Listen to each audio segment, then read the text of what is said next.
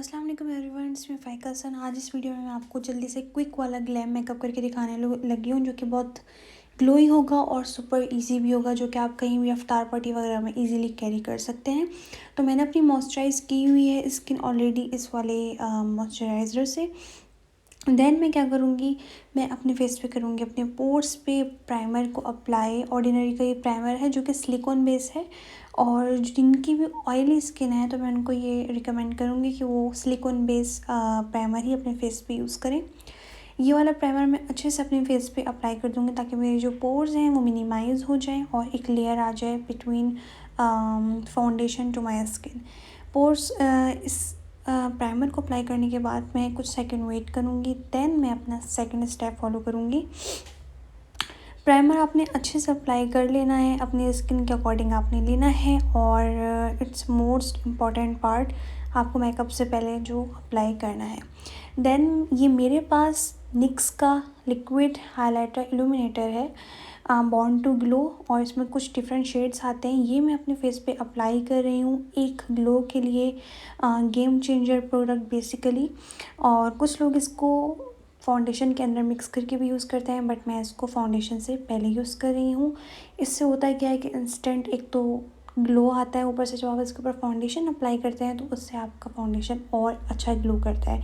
अभी तो आप मेरी स्किन देख रहे हैं क्योंकि मैंने इस पर डायरेक्ट अपने स्किन पे ये अप्लाई किया है इल्यूमिनेटर, और इसके ऊपर फिर मैं अपना फाउंडेशन अप्लाई करूँगी, जिससे मेरा फाउंडेशन बहुत ग्लोई लगेगा। For foundation I am using this superstay from Maybelline, और ये फुल कवरेज फाउंडेशन है। और जस्ट मैं इसका एक पम्प यूज़ करूँगी क्योंकि वही इनफ है मेरे लिए। और क्योंकि हम किसी छोटे मोटे इवेंट्स पे, ओकेजन्स पे जाते हैं या लाइक अफ्तार पार्टी वगैरह पे, तो उतना हैवी मेकअप नहीं चाहता। You can use baby cream also, जो आपको स्विचेबल लगे, जो आपको बेहतर लगे, जो आपको अच्छी लगती है। और इसके बाद मैं ये डैब ब्यूटी ब्लेंडर से इसको अच्छी तरह से ब्लेंड कर रही हूँ, और आप देख सकते हैं बिल्कुल ब्लेंड हो गया मेरी स्किन पे, और एक बहुत अच्छी सी ग्लोई फिनिशिंग दे रहा है।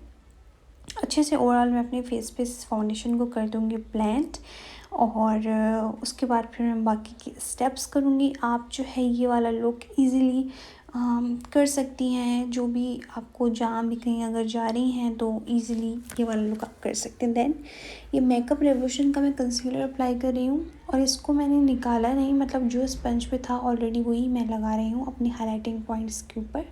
और इससे क्या होगा कि मेरे हाईलाइटिंग पॉइंट्स जो है थोड़े ब्राइट हो जाएंगे। और आईज़ और अंडर आईज़ पे मैंने फाउंडेशन अपना अप्लाई नहीं किया था, तो ये कंसीलर के साथ मैंने उसको कर दिया है कवर। ज़्यादा लेयर्स होती हैं तो फाउंडेशन ज़्यादा आपका फेस केकी लगता है, और बहुत लगता है कि बहुत हैवी मेकअप किया हुआ है।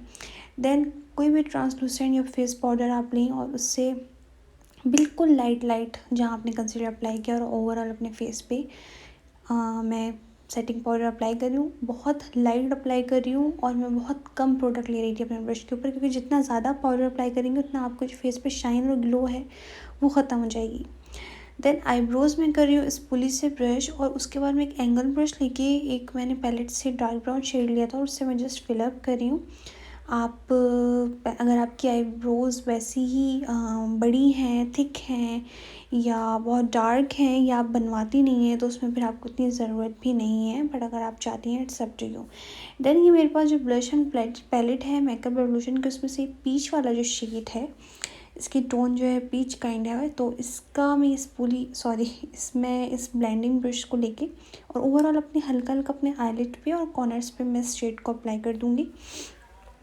अपनी आइज़ के ऊपर मैंने कोई प्राइमर और अलग से कंसीलर अपनी आँख के ऊपर नहीं किया अप्लाई, ठीक है। या अगर उसी ब्रश के ऊपर मैंने ब्लैक शेड लिया है, उसको मैं अपने कॉर्नर्स पे ब्लेंड कर रही हूँ। आपसे अगर ब्लैक हैंडल नहीं होता या बहुत ज़्यादा हो जाता है तो आप डार्क ब्राउन यूज़ कर लें, वो ज़्यादा बेहतर रहता है। मैंने जस्ट एक ब्लैक अपने कॉर्नर पर अप्लाई किया, एक थोड़ा सा अपनी आइज़ को डायमेंशन देने के लिए। देन इस पैलेट से मैं ग्लिटरी सा शिमरी शेड अप्लाई कर रही हूँ। आप कोई हाईलाइटर भी अप्लाई कर सकती हैं या ना भी करें, इट्स अप टू यू।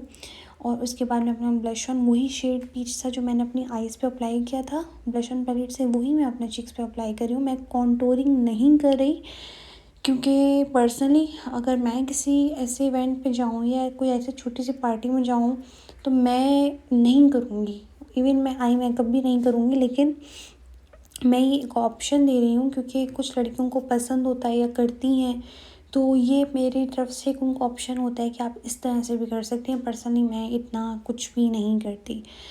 उसके बाद मैंने एक आईलाइनर लिया और उससे मैं अपनी आईलाइन अपनी जहाँ ऊपर लैश लाइन पे मैं अप्लाई करूँ ताकि मैं लैशेज़ लगाऊँ तो वो बुरी ना लगे।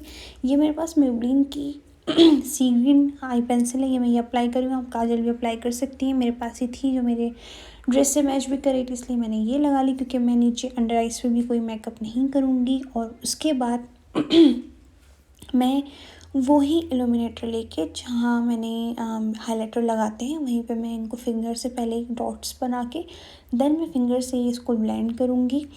वही हाइलाइटर मैंने इल्यूमिनेटर लिया जो कि मैंने पहले अप्लाई किया था अपने फेस पे। इस तरह से मैं इसको फिंगर से डैबिक मोशन में ब्लेंड करूँगी और उसके ऊपर मैं इसको पाउडर के साथ सेट भी ज़रूर करूँगी। देखिए, अगर हम फेस पे कोई भी क्रीम बेस या लिक्विड बेस प्रोडक्ट अप्लाई करते हैं तो उसको पाउडर से ज़रूर सेट करना होता है। जैसे हम कॉन्टूर करते हैं, क्रीम कॉन्टूर करते हैं तो उसको पाउडर कॉन्टूर से सेट करते हैं। कंसीलर अप्लाई करते हैं तो कंसीलर को भी अपना पाउडर से सेट करते हैं। इसी तरह से मैंने हाइलाइटर लगाया है तो इस हाइलाइटर को मैं पाउडर हाइलाइटर के साथ थोड़ा सा सेट करूँगी, जो कि मैं ओफ्रा का हाइलाइटर यूज़ कर रही हूँ। You can see the glow और बहुत एक अच्छा लुक है फॉर कोई भी इवनिंग में आपका गैदरिंग है या कुछ भी। देन जाना ऑफ लंदन, इसकी मैं लिपस्टिक यूज़ कर रही हूँ और ये ऑलमोस्ट ख़त्म है। इतना मैंने इसको यूज़ किया, मुझे इसका शेड बहुत पसंद है। पहले मैं इसको ऐसे रफली अपनी लिप्स के ऊपर अप्लाई करूँगी, देन ब्रश की हेल्प से मैं एक नीट आउटलाइन बनाऊँगी। और शेड क्योंकि मेरी ये ड्रेस से मेरी शर्ट से मैच कर रहा था, उसमें ऑरेंज है embroidery, that's why I am using this. और आप अपनी अगर आपका कोई पिंक टोन का ड्रेस है या रेड वॉटेवर आप वैसा लगाएं। मैं लैशेज़ लगा रही हूँ क्योंकि मुझे पिक्चर्स लेनी होती है तो बाद में ऊपर लैशेज़ के बगैर इतना मज़ा नहीं आता। और ऑब्वियसली आप लोग अगर कहीं जा रहे हैं इफ्तार वगैरह में तो कोई इतना लैशेज़ वगैरह अप्लाई नहीं करेगा।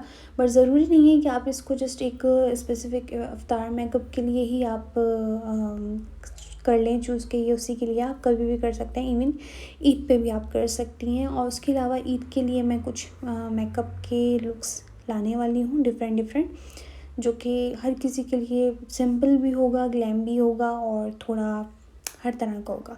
देन मैं मस्कारा अप्लाई कर रही हूँ अपने लोअर लैश पे भी और ऊपर लैशेज़ के ऊपर भी, ताकि मेरी फेक लैशेज़ के साथ हो जाए स्टिक। उसके अलावा आई एम रेडी। ये हिजाब लुक जो है इसका ट्यूटोरियल मैंने इंस्टाग्राम पे पोस्ट किया हुआ है, आप जाके देख लें। उसके अलावा मैंने इंस्टाग्राम पे ईद हिजाब सीरीज़ स्टार्ट की जिस पे मैं ईद के लिए कुछ हिजाब स्टाइल कर रही हूँ अपलोड। 2 ऑलरेडी मैंने कर दिए हैं, आप जाके देख सकते हैं, मुझे फॉलो कर लें, लिंक डिस्क्रिप्शन में है। Thank you so much for watching. I hope आपको वीडियो अच्छी लगी होगी। वीडियो पसंद आई हो तो मुझे बताइएगा ज़रूर। उसके अलावा do follow me on Insta. और ये वाला लुक है जो कि मैंने किया है आज इस वीडियो के अंदर, जो कि आप कभी भी कहीं पे भी कैरी कर सकते हैं। वीडियो पसंद आई हो तो लाइक करिएगा, नीचे कमेंट सेक्शन में बताइएगा ज़रूर कि वीडियो कैसे लगी। अपना रखिएगा बहुत सारा ख्याल। अल्लाह हाफिज़।